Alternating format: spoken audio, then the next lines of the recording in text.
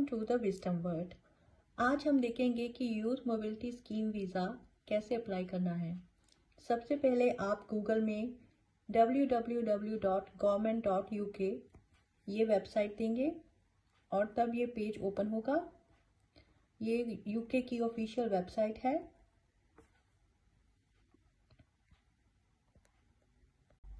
इस पेज पे आप आ जाएंगे वीज़ा एंड इमिग्रेशन पे। यहाँ क्लिक कीजिए और वर्क इन द यूके यहाँ पे। अब हम देखेंगे नीचे यूथ मोबिलिटी स्कीम वीज़ा ये दिया गया है। सबसे पहले इसकी एलिजिबिलिटी, अगर आप यूके में रहना चाहते हैं और काम करना चाहते हैं तो ये वीज़ा जो कि 2 साल का है ये आप अप्लाई कर सकते हैं।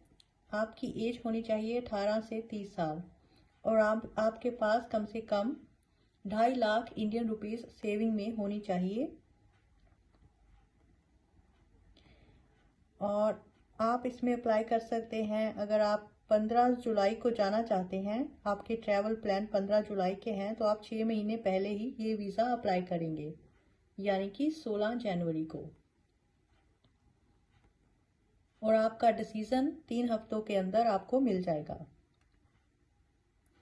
और ये वीज़ा जो कि एक लॉटरी सिस्टम है, इसमें आप अपनी एप्लीकेशन फ़ी पे करेंगे जो कि है 259 पाउंड्स और आप इसमें अपनी हेल्थ केयर सरचार्ज पे करेंगे जो कि है 470 पाउंड्स पर ईयर।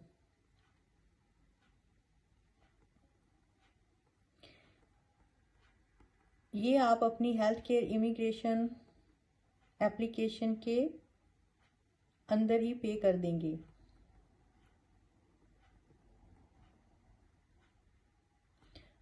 अगर आप अपनी इमिग्रेशन एप्लीकेशन ऑनलाइन कर रहे हैं तो आप अपनी ये हेल्थ केयर सरचार्ज ये भी आप अपनी एप्लीकेशन में पे कर देंगे।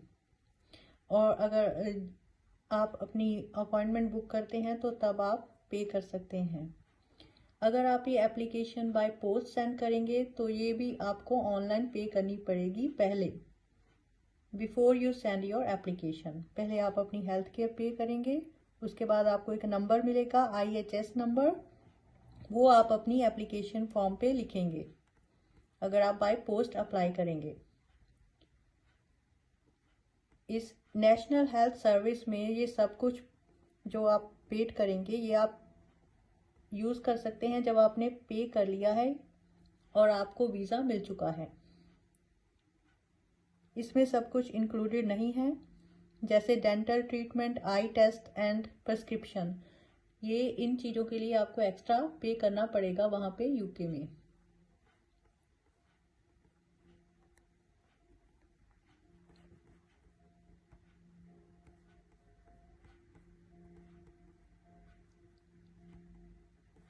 अगर आपको वीज़ा मिल चुका है और आप उसके बाद 31 साल के हो गए हैं तो आप फिर भी यूके में स्टे कर सकते हैं as long as your visa is valid.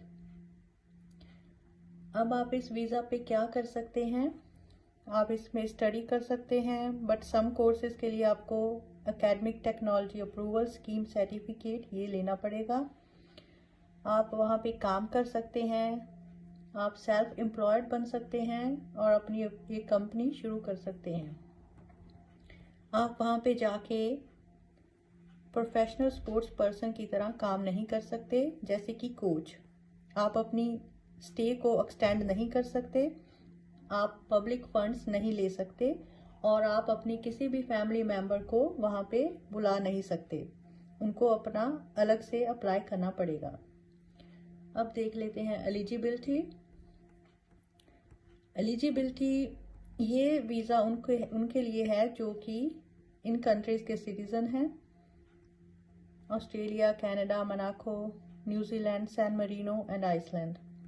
और ये लॉटरी सिस्टम अप्लाई वो करेंगे जो कि Hong Kong, Japan, South Korea, Taiwan and India से हैं।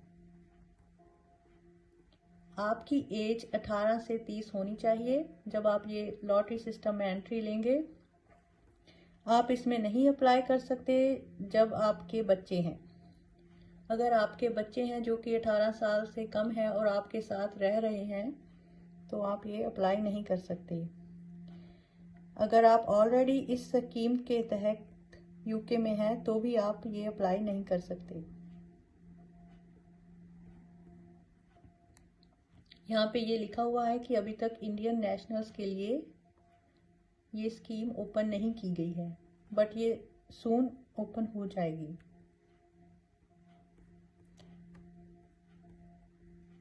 मनी टू सपोर्ट योरसेल्फ, और कितना पैसा आपको अपने बैंक अकाउंट में शो करना पड़ेगा जब आप ये ईमेल भेजेंगे और आपको ईमेल आ जाएगी कि आपका वीज़ा सक्सेसफुल हो गया है, तो कितना पैसा आपको शो करना होगा जब आप अपनी एप्लीकेशन लगाएंगे।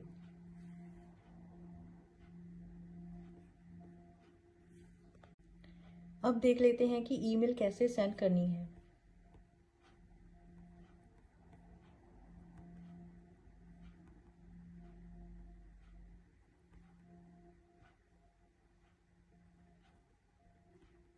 ये बैलेट सिस्टम हर साल जनवरी एंड जुलाई में खुलेगा। आप इसमें एक ईमेल भेज के हिस्सा ले सकते हैं। एक से ज़्यादा ईमेल नहीं काउंट की जाएंगी।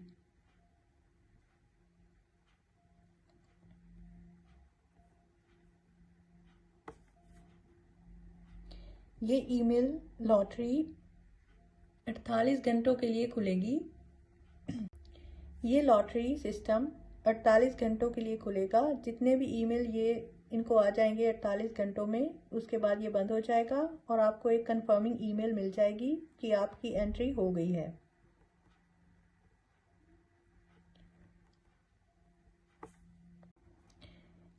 ईमेल आपने इंग्लिश में सेंड करनी है और ईमेल के सब्जेक्ट लाइन में आपने लिखना है अपना नाम, date of birth and passport number, जो कि इस तरह लिखा जाएगा। अपना नाम, date of birth and passport number. Email की बॉडी में आपने लिखना है name, date of birth, passport number and mobile phone number with the country code. जो भी ईमेल इस फॉर्मेट में नहीं होंगी वो कंसीडर नहीं की जाएंगी। अगर आप इस ईमेल लॉटरी सिस्टम में सक्सेसफुल होते हैं तो आपको एक ईमेल आ जाएगी। उसके बाद आपको 30 दिन दिए जाएंगे अपनी एप्लीकेशन सबमिट करने के लिए और वीज़ा फ़ी पे करने के लिए। आपके वीज़ा फ़ी पे करने के बाद आपको 90 दिनों का वक्त दिया जाएगा अपनी अपॉइंटमेंट बुक करने के लिए अपने वीज़ा एप्लीकेशन सेंटर पे। इस अपॉइंटमेंट पे आप अपनी बायोमेट्रिक, फिंगरप्रिंट्स एंड फोटोग्राफ देंगे और उसके बाद आपको 3 हफ्तों में उसका डिसीजन मिल जाएगा आपका वीज़ा आपको अप्रूवल हुआ है कि नहीं हुआ। अगर आपकी वीज़ा एप्लीकेशन सक्सेसफुल हो जाती है तो आपको 90 दिनों का वक्त दिया जाएगा यूके में एंट्री के लिए, जो कि 2 साल तक वैलिड होगा।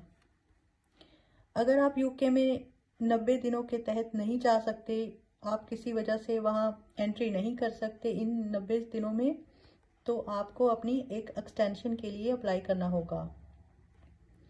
इसका मतलब ये नहीं है कि आपको दोबारा से वीज़ा रीअप्लाई करना पड़ेगा, नहीं, आपको सिर्फ अपनी एक्सटेंशन के लिए अप्लाई करना पड़ेगा। पर आपकी एक्सपायरी डेट जो आपके वीज़ा पे दी गई है वो चेंज नहीं होगी।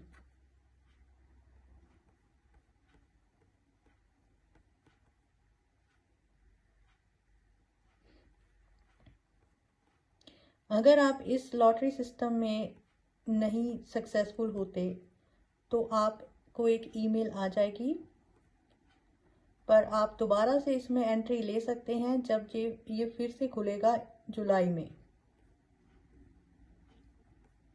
और आप अपने ईमेल के जंक और स्पैम फोल्डर को भी चेक करते रहिए ताकि आपको कोई ईमेल मिस ना हो जाए।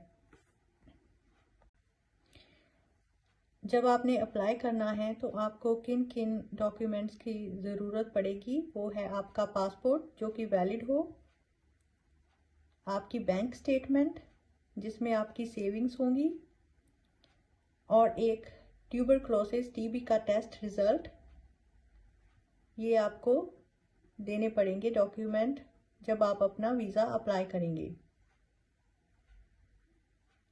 और जो आपका डॉक्यूमेंट इंग्लिश में नहीं है उसका आपको सर्टिफाइड ट्रांसलेशन सबमिट करना होगा।